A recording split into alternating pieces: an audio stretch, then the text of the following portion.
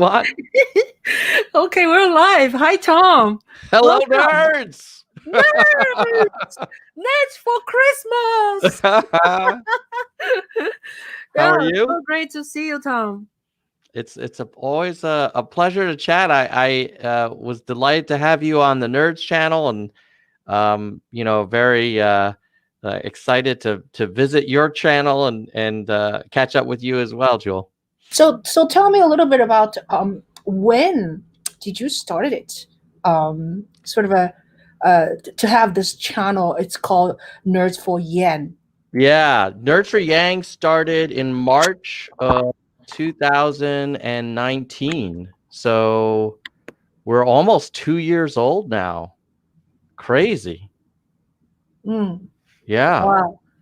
Yeah. And I started it, I just clicked record on my phone and was just talking about how I had stumbled upon this guy, Andrew Yang. Yeah. And I think he's got some fresh views, and I might support him for president. And here's why I like him. Yeah. And I don't think I edited it. Oh, I did a little bit of editing. Yeah. And then I uploaded it and, kept doing that. And it really was only getting like maybe 10, 20 views per video. But I enjoyed it, and then all of a sudden, like, it got more action. And at one point it got mentioned on The View when Andrew was on that show. Yeah. And so that was super surreal. And, so we keep going. And then after he suspended the campaign, I just felt like, look, the campaign was the reason we started the channel, but it's really a movement to introduce new ideas and stronger kind of problem solving kind of analysis about things, and dig into more nuance and be open to different approaches. So I don't think that's ever going to go away. And, and Andrew's a young guy, so I suspect this won't be the last campaign in him. Right. So can you tell us a little bit about your upbringing? Like, I know you're Chinese, and you where were you born? In the United States? Yes, I was. I was born in New Jersey. You qualify to be a president. That's what my mom used to tell me. Yeah. So my parents, both sides of my family, my mother and father's side, originally were in mainland China, in Guangdong, in the southern province, and they were actually quite prosperous in the early 1900s. And then as you know, there was a civil war in China between the communists and then the Kuomintang, the KMT. Right. And both of my families were on the KMT side. So they lost.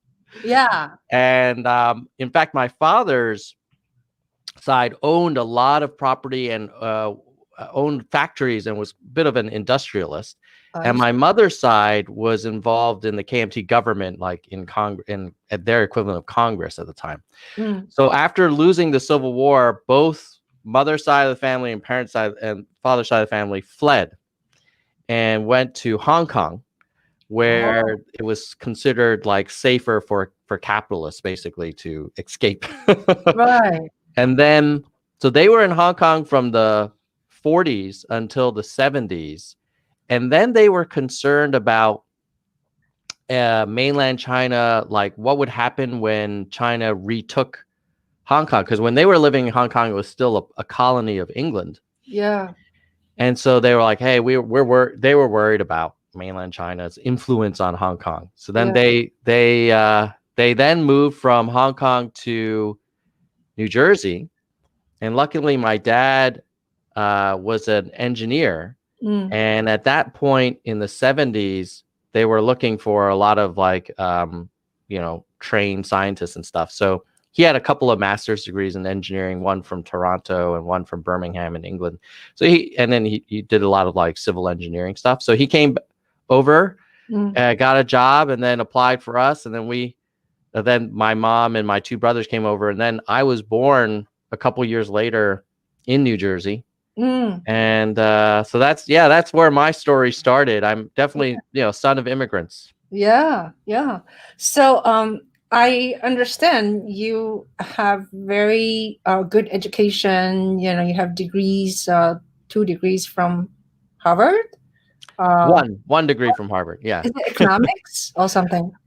Business administration. I'm So yeah, my undergrad was at a small liberal arts college in Maine called Bowdoin, where I studied history and economics. uh And then I worked in consulting for a few years. And then I went to Harvard Business School for my MBA. And then after that, I moved out west, where I started my tech career. Yeah. So when you study at when you are getting educated, Mhm. do you know you're gonna be doing this like similar work as you're doing now, or it kind of a twisted away? Yeah, I mean, it's definitely sort of not. I would not have told you when I was in high school that Mm, I would end up working in technology in California. When I was in high school, I really thought I was going to go into law, and I did mock trials, so I loved, you know, debating and arguing in court and making a case and cross-examining witnesses and that kind of thing.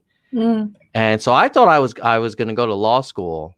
And then basically in college, as I was researching this, I learned that a lot of lawyers were not really happy with their work. And it wasn't like what you read about in books or you see in like TV shows. Like that's not what most lawyers do. mm, They're not in the courtroom making these grand arguments all day long. And so I decided, okay, maybe not law. Then I thought consulting, like management consulting, would be good in business. mm, And so I did that out of undergrad. And then I think the thing that caught my attention with tech was basically my brother has started a tech company in Singapore. And he asked me to help him out with the business plan. And then I ended up working there. And ever since working at that tech company, I never left tech as an industry because it's always changing. You always have to reevaluate like the rules of the game. mhm, And there's always new opportunities and also new threats, in the competitive space. So it's super intellectually challenging, in my opinion. And it's just very exciting mhm. because you're kind of building the future. Yeah. So, yeah, but to answer your question, I thought I was either going to go into law or teaching. I also had dreams of becoming like getting a PhD and teaching as well, like maybe government or something. But Yeah. yeah, life is Yeah. is exciting. It's an adventure. Yeah, and I was like researching you and try to find your bio because I don't want to bother you to give me paperwork and stuff like that. And I saw your biography is about you working for YouTube. Are you Mm. still doing the same thing or it's different? Yeah, no, I'm now I was at YouTube for about 4 years Uh, and worked for them actually from our Switzerland office. So I had an amazing the Nerds for Yang was started in Switzerland, which is a fun fact. chic, chic. Yeah, this Chinese American son of immigrants started a YouTube channel from Switzerland. Yeah, so it's quite global. Yeah, Um, and I was working at YouTube for 4 years in product management, which is kind of like product strategy and working with the engineers on what we should do next, kind of thing. yeah. And loved it. But then this summer, when I moved back to the States, and now I'm in the Bay Area, in the San Francisco Bay Peninsula, I switched teams within Google because YouTube is owned by Google, Mm, within Google to Google Health. mm, And so now I'm starting my next kind of adventure. So during the daytime, I work on actually healthcare stuff. I see. Wow. So whenever you're doing an episode of you're a very data driven and statistics driven guy, and I started watching you. I forgot how, but I just started to watching you like for Mm-hmm. a long time ago, and I really enjoyed the way you talk to us. It's just like you are very different from many of the YouTubers. You're just kind of like you're really just giving us the numbers, and you sort of guide us to, you just show us the numbers. I mean, you're not like a fancy schmutzy and sweet talk to us and make us to subscribe to you. So I actually subscribe you, and you are on my channel. Like I promote a couple of people, like Paget and you and Fred. So my question was like, how much time do you put in, like, to say an episode of just the most recent one? When I started the channel and I did basically on-demand videos, so I would shoot and then edit, those videos would take forever because editing is the killer. Yeah. And my wife would be like, how much longer are you working? I was like, well, I want to make this transition. I want to do this overlay. Yeah. And then, so those used to take hours to do. And I would only be able to do like one a week. And then at one point I decided to try live streaming. Yeah. Like we're doing now. Yeah. And I was like, oh my God, this is so much easier because it is what it is. It's out there. Yeah. And the live streams were getting more views than the highly edited videos. Oh yeah. And I was able to do more of them. And then I could always like cut segments and then republish them as like clips.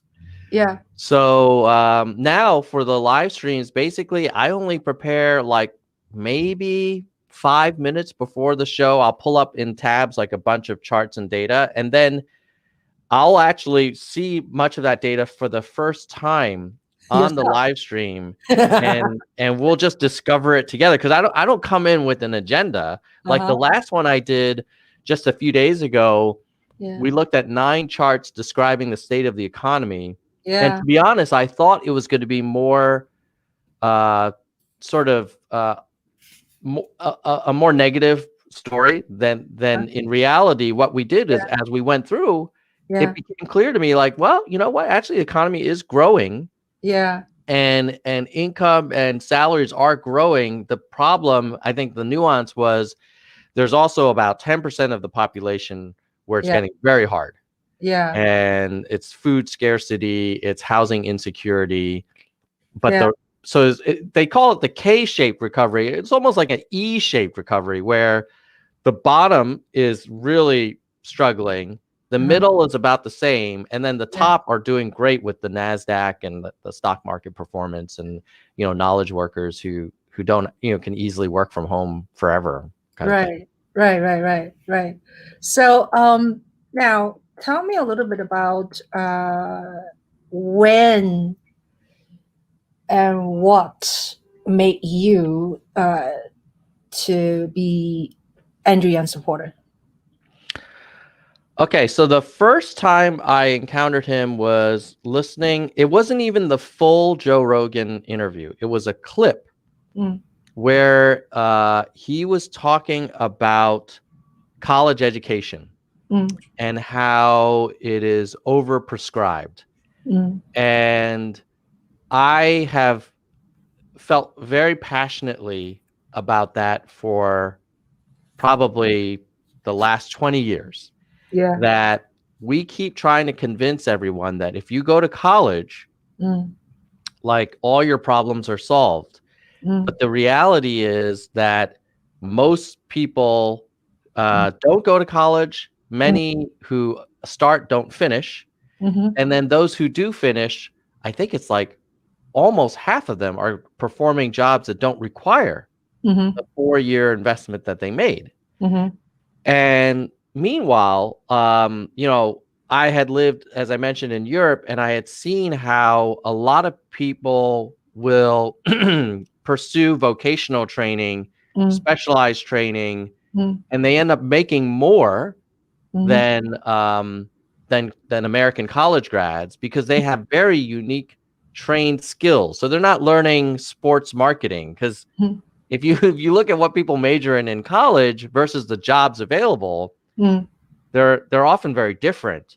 So I was like, oh yes, this Yang guy is talking about one of my favorite topics, which is like, how do we help working class middle America have more options than just like either go to college or you're screwed. Right. And then as the interview was proceeding, he was talking about his book, I think. And then at some point they were talking about his campaign. I was like, campaign? What's it like? What? I thought he was just like a book author being interviewed by Rogan. And then when they talk about running for president, I was like, what? Are you serious? Yeah. Because when I was growing up, I remember the debate was, when will we have our first black or first female president? That was the debate. The notion of an Asian American man running for president of the United States is just sort of like beyond even like contemplation. Yeah. And so having now in at that time, 2019, seeing someone run was super exciting. And then of course I did a little bit of homework and I was like, wow, highly educated, highly capable, but also a great communicator and really smart on his feet, and has a sense of authenticity and kind of very accessible and approachable. So, I, as an American, like, I think we all love underdogs. So I was like, yeah. Let's root for the guy who probably won't get it, but, kind of root it anyway. Yeah. Like, wouldn't it be only in America or kind of thing. Right. So, so that's what, I think at the end of the day, it was not UBI. I was not initially a big basic income guy. It was more around the scorecard, using metrics, because coming from a business background, like, that is like very normal. That is not state of the art thinking. Like, of course, you're going to have key performance indicators. You're going to have objectives and key results. You're going to hold people accountable for delivering measurable impact. This is like normal business person thinking. Ironically, we have a so-called businessman in the White House at the moment, but they just sort of cherry pick the numbers that they want. So I thought, wow, but Yang sounds like a normal business person, like a real CEO, not like a reality show kind of family business owner. And so, all of those reasons got me super excited. And then, of course, as he started climbing in the polls and even challenging like Kirsten Gillibrand and, kind of moving ahead of like, Castro and challenging, even Harris, I was like, my God, this is amazing. So that was a fun, it has always been a fun ride. And I'm, obviously also excited about what he does next.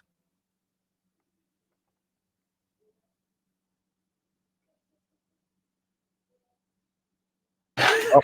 I have some noise maker in my background. It's fine. This is home screaming. Sorry, I expect nothing less. So I last time I was asking you, I said, like, when my film is done, maybe you can help me to, pass on to Andrew Yang. Like,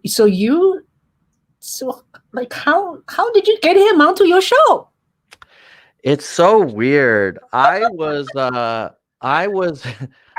driving from Seattle to Vancouver. I think it was taking a vacation in the summer of 2019.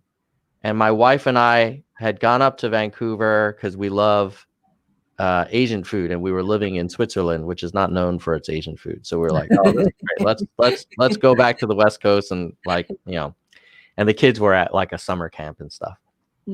And I got an email from this guy Don in the Yang campaign saying, hey, I like what you're doing. You have a very Yang type approach to looking at problems. Like, I just wanted to tell you, like, keep up the good work, blah, blah, blah. And then he said, if you ever want to talk, like, let me know. And I was like, I don't know who this is, like, whatever. And so I replied. I was like, hey, thanks, And then we scheduled a call, and that was in the car driving from Vancouver back to Seattle, I think. And he introduced himself as one of the early donors of Yang. And then later on, for work in California, I was traveling back from Switzerland and California to headquarters to kind of do business meetings, and Don and I caught up for sushi. I think it was sushi, yeah, because I have a weakness for sushi. So I said, Don, let's get together for dinner. So we talked and we got to know each other, and then I said to him like, how much is Andrew raising for these fundraising events where he shows up? And I think at that time it was like maybe 20,000, 50,000 or whatever. And I was like, how long does it take to do those things? He's like, well, you have to do a prep meeting. You have to set up the thing. Then you got to get Andrew over there. Then you got to get him out of there. You got to close it down. Like, it's a big production. So I was like, well, what if we could raise 10,000 and he doesn't have to travel anywhere? And there's no breakdown. There's no finding the house. There's no, you don't worry about parking or food or hors d'oeuvres. He just clicks a link and talks to people for 20 minutes. And Don was like, well, let me think about that. And I was like, well, why don't we do a challenge? And if we can raise the 10K, then he comes on the Nerd Show. And if not, like, no harm, no foul. We gave it our best shot. So Don was super open. And I guess he got Andrew to say okay. Yeah. So then we raised them. Yeah, Dong Song. Yeah. So then we raised the money, and I was surprised we hit the mark. And then they were like, "All right, let's figure out a date." And the rest is history. That first one, I was so nervous for that interview. Yeah. But Andrew is a pro, and he's just super.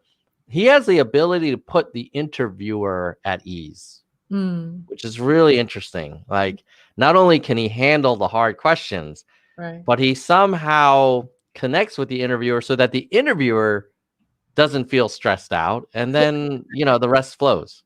Yeah, that's great. Yeah. So shout out to Don. And then I've since met up with Don now that I live in California. He came over. We had some coffee. No, unfortunately, we couldn't go to a restaurant. He came over to my house, and we were 6 feet apart. Yeah. But he also brought me some tea. And Don's a great guy. I mean, I feel like he's there's a lot of unsung heroes in that Yang campaign. Yeah, he worked hard. Yeah. Right? Yeah. Totally. So anyhow, so I was wondering, now how do you raise your kid? Like, you have two, right? I have two boys, 10 and 12. Yeah. Yeah. The older one is Brendan. The older one is Ryan, but he's more of an introvert. Brandon is the younger one, but he's the one that actually comes on the show. Yes, he's so cute. He loves it. He loves it. And we end up getting more super chats when he's on the show. And I made a deal with him that as a bonus, like out of my pocket, I'll pay him 20% of the super chat revenue. So now he's like, oh, when can I come back on? I'll ring the bell and I'll tell so capitalism. Yeah, I'm trying to introduce incentives for him about like, hey, you put effort in, you work hard, like there's often a return. Yeah. He acts like a little assistant of you, He was really he manages the chat, and they also make suggestions. Like last time he was like, hey, why don't you invite some people onto the show from the chat now? And I was like, okay, let's give it a shot. Yeah. We had Nell Nieves on. Yeah, so I have a question, because I get a little confused. Like, I watched that show is about a few days ago, and now, did you do a cut today and then put it another one? Yeah, I did a clip. Okay, I get a little confused. I was like, oh, they're on already. And I keep listening. That was the old one. Yeah, usually in the title at the end, I'll say clip, and then in the description, I'll say this is a clip from the full one. Yeah. But what I found was, you do a live stream and you're going to capture most of your audience, but then when you do a clip later, you can pick up some new viewers who missed the live stream or didn't want to watch a whole hour-long conversation. You're right. Yeah. So do you just cut within YouTube, which they have a feature of edit? No, I do it in Premiere. Okay. And then I add on like a little end screen trailer thing. And usually I also add on, this time I didn't because I just switched machines and couldn't find the file. But I usually also call out our channel members and stuff Yeah. as well. Yeah. So we have audience Yenden was there. Great way to train a young entrepreneur. We're trying, Yang Dang. We're trying. I mean, it's amazing, like trying to raise young boys into responsible young men. Mm-hmm. And I struggle, to be honest, with trying to make sure that they don't become little spoiled, entitled princelings, right? Yeah. But I also don't want to like be a full-on tiger dad either, because I feel like they're kids and they should be able to enjoy themselves, and like, you know, they're gonna have their whole life to work.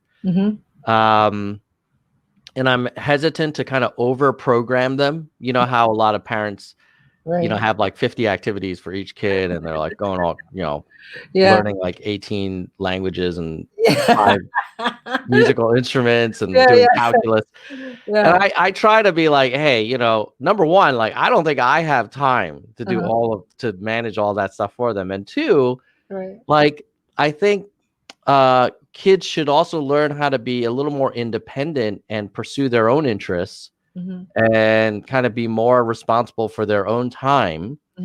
And three, like growing up, I'll be honest, I had a lot of pressure to deliver strong academic results. And it was very stressful. And it was, I think in the long run, I mean, my mom would say, well, but look at you now, you turned out fine and you've done well. But on the other hand, so she's right, Mom, you're right. But on the other hand, like, I don't know if I was the most well-rounded, balanced, confident, grounded, centered person. And now as an adult, I know that, yes, it's great to be strong intellectually and academically, but you also really need to be positive and present and have a broad, diverse point of view on life. And you need to be able to appreciate what you have and show grace and gratitude and curiosity for its own sake, not to get an A+ over an A, but just because it's interesting, you know. So that's, as a parent, that's something I always think about, which is like, how do I find this balance? Because I don't want them to be like bums, like, either. But I don't need them. I don't need them to work at Goldman Sachs or to go to Princeton. Like, I also know the numbers. The numbers are not in their favor to end up in those roles. So why make this environment where they're going to feel like they're a failure if they don't? Like, that's not a good environment to grow up in. Right. Now, you were born here, and two of them also born in the United States? Yeah, they're born in Seattle. Okay. Well, my wife was born in Singapore, and I met her when I was working at my brother's startup in '99. Oh, Singapore. Yes. So at your household, do you speak Chinese? Unfortunately, no, we don't.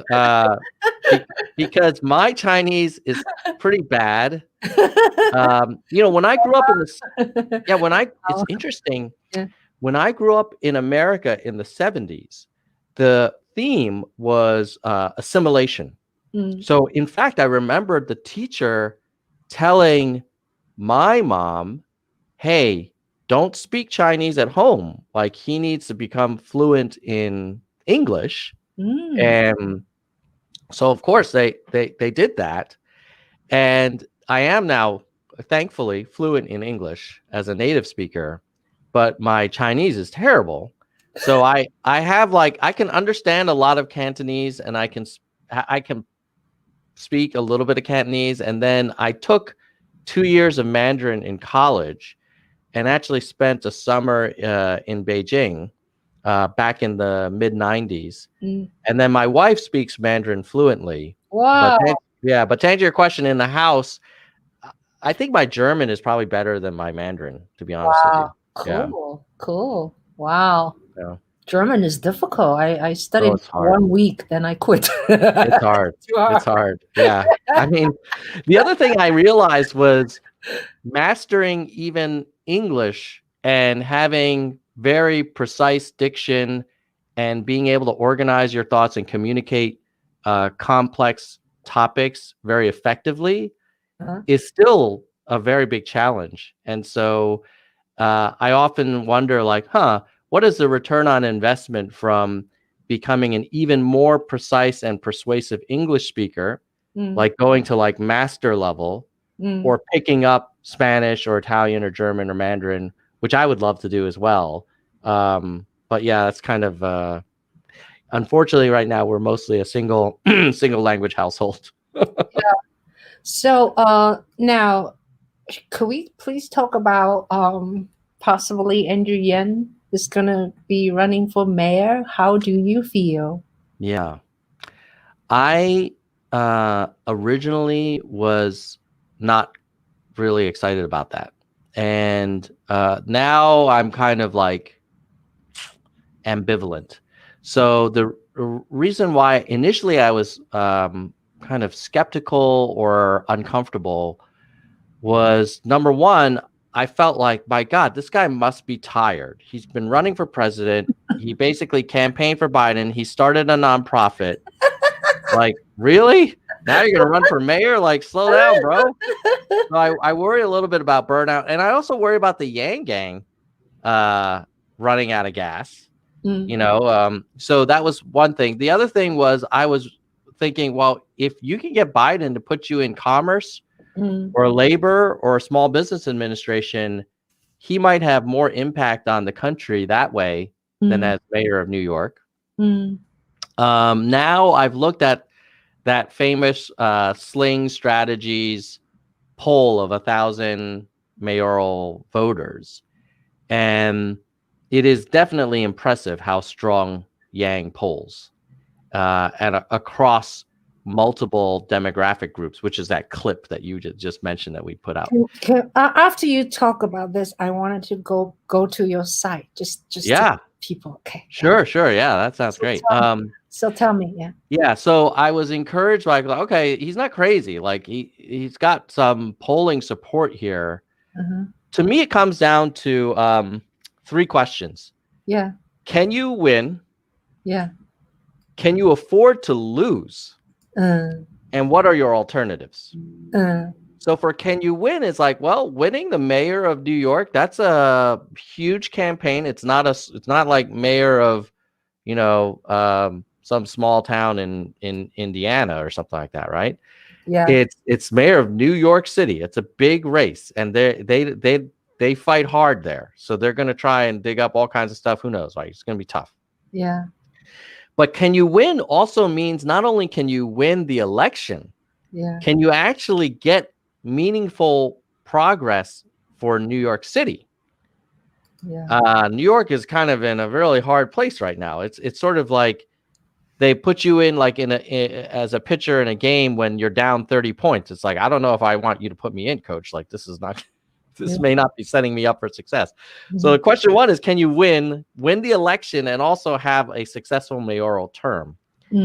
Second question, can you lose? Can you afford to lose? If he gets his ass kicked in a mayor of New York City election, what does that mean for his future possibilities?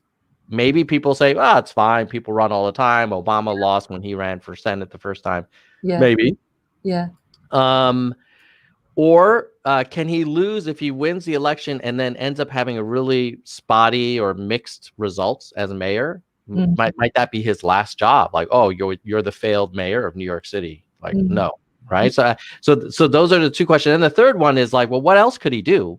If he got an offer from Biden to be commerce secretary or SBA or labor, I could argue that's lower risk and higher impact. And then the other thing is he has Humanity Forward, which he could take to the next level as well. So to me, it's not a no-brainer, but it does come down to, can you win? Can you lose? What else do you have? Could you do? Such good analysis. Thank you so much, Yunjie, for your question and for your comment. Yunjie said something like, already, it says NGI has such a level of, I'm amazed at his energy level. Oh, it's crazy. Yeah. It's crazy. I Most, don't know how he does it. mostly unconscious. What's this? Consciousness, funny name. Wing, wing, wing, wing. Yeah. Losing won't be good. Yeah. So let's go to your, this is your thing, your site. Where should we start? Well, let's see. You could click on the channel link. Or did you want to show like I'm already in this some of the data? one. Is that what you were? Oh yeah. Well, yeah. So in this video, we basically break down the support from age group, gender, and race. Okay. And basically, this clip kind of emphasizes that what I didn't realize until looking at the data was that he actually has great support from older people. This one? Yeah. Okay. And so like if you look there, this is like his favorability. And the top row looks at favorability for like older people, 65 and older, 70% favorable. For whites, it's 69% favorable. These are groups that traditionally Yang had struggled with in Iowa and New Hampshire. He tended to do much better with the younger people than with the older people. And here in New York, across the board, he has over 50% favorability for all groups, no matter how you cut them. You also notice for gender, under women, he has 57% favorability. That was an area that he actually really struggled. He was more in the 40s in Iowa. So with women. Okay. So where is he weakest? Interestingly enough, is Hispanics. He is only 41% favorable. And also young people, I think it's 18 to 24, he's only 44% favorable. So the good news is with the young people, they often don't vote. So if you had to pick, you'd actually want more like 40, 50, 60-year-olds voting because supporting you, because they're the ones that are going to show up. A lot of times the young people do not. You can ask Bernie Sanders, what happened to all of his young support. So they just often, unfortunately, like they're good on Twitter, but sometimes the young people don't show up and fill out their ballot. So I thought this data was very convincing. What are these? All of these? Okay, so the other rows, if you scroll, I think I might have zoomed in, but they're basically looking at somewhat favorable, very favorable, neither, unfavorable, etc. But the top row is the general, either like somewhat or very favorable. Like it's probably the sum. The 44 is the sum of the 20 and the 24. Where does this come from? It comes from a Sling. It's called Sling Strategies, which is a political consulting group that did a poll on behalf of one of the campaigns. And it either leaked or the campaign basically purposely leaked it. I mean, I would not be surprised if Yang leaked it because it's so favorable, but yeah, so that's 1,000 likely Democratic voters. So it's a serious, it's one survey. It's one poll. But we never had a poll where Yang was number one last time around, right? So I think this kind of underscores how effective being on CNN and doing the Humanity Forward stuff has done for him. No, he did not just quit or finish and not doing anything. Like what's going on with Tulsi? Like I never personally heard what is she doing. Do you know? Tulsi Gabbard? Yeah, I don't know. I mean, she's sort of in the political wilderness in that I don't know why, but for whatever reason, she's not sort of in the circle of trust for the Democratic Party. And with the system we have today, if you're not in the circle of trust for the Democratic Party and you're not in the circle of trust for the Republican Party, it's very hard. Yeah. Maybe someday we'll have a third party. Can you see this? Oh, you cannot see, right? I got it out of here. So, shall we play a little bit of Yeah, if you want. some of your favorite? Because you do so many of them. Hold on one second. Your favorite. There's for you. So this is your channel with all the videos. Which one should we play?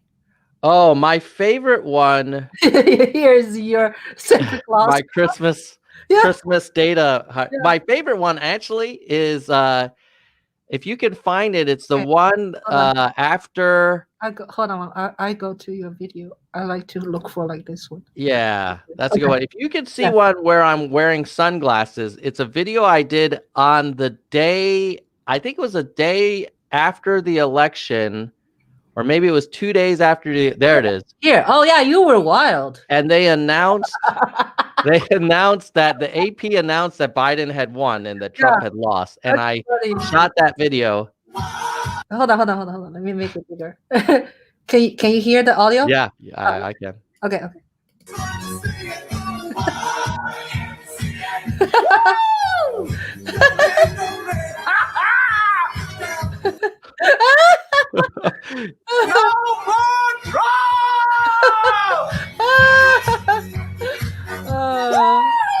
That was good. Yeah, so that was fun. That was literally minutes after the AP. Yeah. I may have just gotten you demonetized. But yeah, this was a red wine. it was thrilling. Yeah. Because as much as I love Yang and I love data, and this is probably going to get me a lot fewer fans, but anyone who follows me on Twitter, like the YouTube Tom, and then there's the Twitter Tom. Yeah. YouTube Tom, I generally just focus on the data and long, interesting conversations like this one, hopefully. Right. And on Twitter, I take a much more activist approach where I really find President Trump beyond the pale in terms of what I think would be acceptable for a leader's behavior. Yeah. And I know a lot of Yang Gang are sympathetic to Trump and were former Trump voters. And I guess they hate the DNC as much as I hate the behavior of the current president. And so when they announced that Trump was no longer going to be president, I was so happy because honestly, Ching, this man would never be considered for like a middle management job at any reputable American company. Like he would not. Yes. He does not exhibit any of the leadership competencies that you would want. If you're working for General Motors, or if you're working for General Electric or Ford or Apple or Facebook or any Goldman, wherever, they're going to look for capabilities like, okay, can the person problem solve? Are they analytical? Can they do they have integrity? Do they have grit? Can they follow through? Are they a team player? Right. Team. Can they get alignment within complex organizations? Do they have the endurance to actually see through complex multi-step processes? Right. Are they data driven? Are they accountable? Yeah. These are none of these things describe Donald J. Trump. He is a showman. He is a Barnum and Bailey kind of like promoter. He's an actor. But Tom, it's so scary. Our country, still 74 million people voted him even this time. Yes. Right? Yes, it is. It's just scary. I know. And then whenever I criticize Trump on Twitter, people will say, well, what about this? What about when Biden did this? What about, and it's all this whataboutism. And it's like, look, we need to hold our leaders accountable to the highest standards. And if all you can do is say, well, but his opponents were almost as bad, that is a sad day in American history. I mean, can you imagine if the CEO of, let's say, Pfizer screwed up and screwed up the distribution of the vaccine? And he said, well, but what about Jeff Skilling at Enron? He went to jail. It's like, oh, dude, you're the CEO of Pfizer. You're accountable for results. I don't want to hear about previous CEOs that made mistakes too. Like, if you're not ready for this job, then you need to leave. And so that's the approach I have for Trump. And he really pisses me off to no end, because now that he's lost, he continues to perpetuate this distrust in the democratic system. But moreover, every day, 2,000 to 3,000 Americans die, and he has not at all. He's kind of promoting this narrative that, like, oh, the vaccine's been approved, everything's fine. Newsflash: most of us are not going to have access to the vaccine. Have you been able to access the vaccine, Ching? No, I didn't. My mother's 86 years old with a heart condition. She can't get the vaccine. Yeah. And I told her, Mom, you need to hunker down until you get vaccinated. And even after that, like, we're going to have to be responsible members of the community and still practice distancing until, we have 70% kind of immunity across the whole country. And she was like, oh, but the president said that it's done, it's ready now, and it's a miracle. I was like, it's a miracle when 70% of the population gets vaccinated. Approval by the FDA is an incredible achievement, and it is. We have to give credit to Pfizer and Moderna and the scientists there for. I mean, this is the other thing. It's not the Trump vaccine. Like, he didn't invent messenger RNA. Like, that's not his. He wasn't there in a lab working on the vaccine, right? So, like, he was not in the cutting room, right? It's like, oh, well, is it also the Trump Tesla? Because, like, the new Tesla came out when he was president. Like, I'm pretty sure, like, the scientists at these pharmaceutical companies and healthcare professionals has something to do with it. So, Yang Den, thank you for the super chat for Ching. Trump is not qualified, doesn't care, and racist. Who gave me super chat? Yang Dang hooked you up. Oh my God! Ching, if you click Where's on your belt? That's my first super chat. I never had a super chat.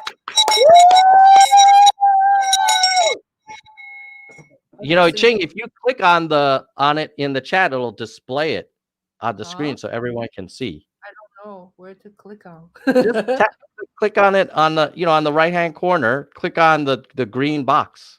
There's no green box. You're not seeing it in the comments section? Comment section. Oh, hold on one second. I have nothing. In StreamYard? Go down. Oh, well, we'll have to show you next time. But yeah, basically in StreamYard on the right-hand side, there's a private chat and then there's a comments. And the comments, you're kind of seeing it come up. I see that and then comment. You see Yang Dang's at the bottom. If you click on it, it should show now. it. Give me a chat. There you go. But okay, because I've never had it before. Hey guys, can I tell them a story? Yeah, between of course. you and Your I? show. you tell them whatever you want. Okay, so I was a fan of Tom for a long time, right? And then I was so stupid. I also see Tom on YouTube a lot, like giving tips to YouTubers, and I did not register like he worked for YouTube. I just did not think that way. It was so stupid. So anyway, eventually, I was I have like lots of subscribers, right? I said, let me apply for what do you call YouTube partnership? YPP, partnership. So I applied for it last November. And then by February or something, it's still no answer. I sort of waited for a long time, 4 months, 5 months, 6 months, whatever. And then eventually I wrote Tom an email, just out of blue. I said, Tom, I'm a young guy. And so I said, why is that? Am I not getting, what do you call monetized on my channel? I said, I worked really hard and this and that. So, and Tom was so sweet. He wrote back in like no time, he said, Ching Juhl, thank you. I do not mix my business with the young gang thing. Yeah. Yeah, I wanted to help you out, but I can't because I have to keep them super separate. Yeah, but Um, at least I tried, So, but I really appreciate, you did at least answer me. People can just ignore me. oh, well, yeah. Yeah. I mean, well, first of all, congratulations on getting the channel monetized. And I see Nell just gave you your second super chat. Oh my God, Can we highlight his, and then I can give him the gong? no! Yeah, you got maybe every time people give me one, I should sing. Okay, you are my sunshine, my only sunshine. Thank you. Well, you gotta highlight. You gotta highlight it like you did for Yang. Wait. I'm just There. And can I give him a gong? Please, go, go, go, go, go. That's the sound of data. Thank Oh you, Nell. shit! You got another one from Yoon Jae Lee. Yunji is my buddy. Yoon Jae Lee, baby. Yunji is my what do you call canvas partner. Oh, the canvassing partner. We went a lot of hell and shit and snow and rain and whatever. So Where were you guys canvassing? we were canvassing in Iowa. What was that like, dude? Had they ever seen like so many Asian people? No, I don't think so. No. They're like, we didn't order delivery. Iowa City. Yeah, Iowa City. So, boy. Tom, by the way, you asked me about that. Please watch the current. You were asked me 3 weeks ago, exactly 3 weeks ago, because you had me on your show on 27 November, and you said, "When are you gonna finish your work?" I said, "I don't know. Maybe never, or maybe 2 weeks." Or maybe 3 weeks. So today is the third week since I saw you last time, and I kind of, I can only say kind of finished because I need to keep cutting it down. So right now it's 99 minutes. Oh, well, I will put it. I will have to watch it with Brandon and Ryan and Mrs. Nerd. Please do, and then we'll enjoy it for sure. Yeah, and use this time I make a announcement. So I've been making this NGN. I followed NGN for 10 months and then edit this piece for about 6 months, maybe 6-8 months. Yeah. You know how editing goes, and then I'm still trimming it. Yeah, at the beginning it was 6 hours, and then 3 hours, and 2 hours, and then 3 weeks ago when I saw Tom, it was 2 hours 40 minutes. Now is 1 hour 39 goddamn minute. So it's an improvement. So I plan to have a private viewing party on YouTube on January 4th, 2021. Ask me why. Why? It's my fucking birthday. Well, I first of all, early happy birthday to you, and I think that's a great way to celebrate it. In fact, we should also thank John Valdez and Nick Rivera, who just hooked you up with 2 more super chats. Oh my God! Hi, John. Can I give them the cowbell? John, and then Nick Rivera. I know.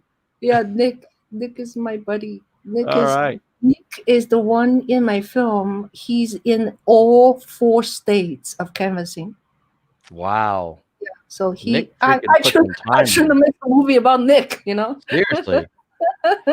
Nick, I hope you're keeping your powder dry, man. We got to keep fighting. I'm going to have to jump in a couple minutes. Okay. King, but what I will tell you is this, I would like to encourage everyone who is excited about Yang running for New York and maybe president in 2024 and all of the Yang Gang for Congress folks, keep doing that, but also consider even more local opportunities. So lately, I've been doing a little bit of volunteer work for the county that I live in. And yeah, we're not going to introduce basic income, but we can do stuff like I'm personally going to be spending hopefully some time on vocational training opportunities for young kids. And so, I just there's so much energy in the Yang Gang, and it's amazing. But we're also like a group that we're always kind of trying to hit these home runs. Right. And sometimes, getting a single in your local community is as impactful, maybe more so, than an attempt at a higher office that doesn't pan out. Yeah. So everybody keep thinking about that. The other thing is on my channel, there's also a YouTube fundraising campaign for Humanity Forward. If you can, please consider Humanity Forward, or there's the 1K project where you can just get matched with the family directly. There are a lot of people struggling out there. So if you're not in that group and you're actually doing really well, it is a season of giving. Right. And Right. do what you can. I know Right. everybody's got to tighten their belt, but if you can help other folks out, Yeah. now's a great time. And please, guys, if you have not subscribe Tom's YouTube channel, that is Nerds for Humanity. Yes. It was called Nerds for Yan. Okay, and please also subscribe my YouTube channel if you have not. It's Juhl Media. Now, I forgot to ask you, Tom. Could we do a short, like a game, rapid fire before you leave? Love it. Sure, let's do it. Okay, ready? Go. Go. What color is your favorite? Blue. Do you like cheese? Yes. What kind? Swiss. And other than Chinese food, what other food do you like? Japanese, Thai, Brazilian, a good American steak, Indian. I just made butter chicken last night. Oh my God. Barbecue ribs. I love food. Oh yeah, that's great. Which book do you read recently? I'm in the middle of Promised Land by Barack Obama. It's amazing. I wanted to buy it. It's 700 pages. Yeah, well, I'm in the audible version, the audiobook. So I just put it on when I'm like doing the dishes or, driving. Got more money. But yeah, you. I highly recommend Promised Land because he talks about we forget how he inherited a financial crisis and GM and Chrysler about to go bankrupt. And we had something like, I think, over almost 100,000 troops in Iraq and Afghanistan. And he got us out of that mess. And I know a lot of people, who don't like Obama, but I feel like he's an example of, he's a very, very smart individual. And if you measure his results, he did amazing things, and he writes really well. So if you like a good book, I highly recommend Promised Land. Okay, I'm thinking of buying it, for even my son, my family. It's super interesting because he also shares very personal stuff about deciding to run and trying to raise the kids. And then Michelle was not super kind of in favor of running initially, and some of the struggles that he had. Talks about smoking. So it's good. Yeah. It's very, very real. Yeah. So speaking of smoking, do you smoke? I did from 18 until my early 30s. I stopped when my first son was born. Oh, wow. That's not easy. No, I still enjoy a good cigar from time to time. And if I'm with friends playing poker and they're having a smoke break and they offer me one, I might partake on an exception basis. Yeah. So what is your well, I was going to ask something. Wait, I was going to ask you something that I forgot. But anyway, so what is? Oh, yeah. This is a very personal question. Sure. What smell you like the most? Eucalyptus. Ooh. Clarity. Yeah. How many countries you have been living so far? Oh, living. So U.S., Singapore, Hong Kong, Switzerland. Those are the countries that I've lived in as a resident. Nice. Not bad life.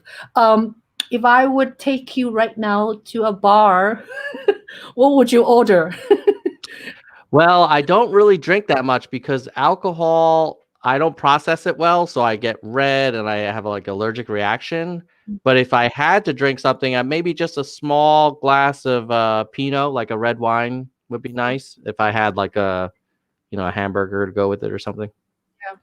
What are you gonna do when the whole clarity of the COVID, like everybody can back to the normal? What would you do? The first three things. We're gonna go to Hawaii. Then I'll definitely go to a Brazilian restaurant where they have the unlimited grilled meat. Oh, And you then can eat? yeah, I like that, the rodizio style. And then I'll go to a Chinese restaurant and have dim sum. Mmm. Love dim sum. Do you like Yeah. hot pot? Yeah. Oh, I love hot pot as well. I think, yeah, I think I prefer dim sum, but yeah, my wife loves like the Little Sheep hot pot kind of restaurants where yeah, you get all the spicy broth and the meat and everything like that, and then of course the mushrooms. And so a lot of post COVID will be travel and restaurants and visiting friends and just hanging out again and giving someone a hug. Yes. Yes. You know? It's true. I was thinking like in bed this morning, I was like, I need to write down, Facebook, say, I miss hugging. Yeah. It's ridiculous, You see Yeah. someone, you give them an elbow. Even a high five. You can't even give someone a high five, So I think man is a social animal. I mean, I have a dog who's amazing, and I notice she always, when she's lying down, she literally will have like lean up against my leg or something because they know like instinctively that you have to be together. It gives you safety and it gives you sort of like organization. I think man also is a social animal, and we're not meant to be sheltering in place all the time. So Yeah. hopefully we can. Was it marijuana? So okay, last question. I'm in support of marijuana, but I don't partake that much on my own because with the boys I don't want to be sort of incapacitated. Right. So this is really not a question for you. It's more like advice from you. How do I reach Andrew Yan with my new cut film? Well, I can send him. I think I promised you I would send him a link when it's available. Do you want me to do it now, like today, or do you want me to wait? Because there's never an ending day. In other words, Yeah. Because I will keep trimming it, keep making better. But people, if they see something, if they definitely don't like it, it should tell me now so I can cut off. You know what I mean? Okay, so I'll shoot him and Zach maybe a link, and then just so you know, like I'm not buddies with them. I've never actually met them in person, but sometimes they reply to me like 1 out of 5 times. So I'm happy to toss one over and see if it happens. Yeah. Thank you. No, they like you and you have credibility with them. So last question: coffee or tea? Coffee. Yeah.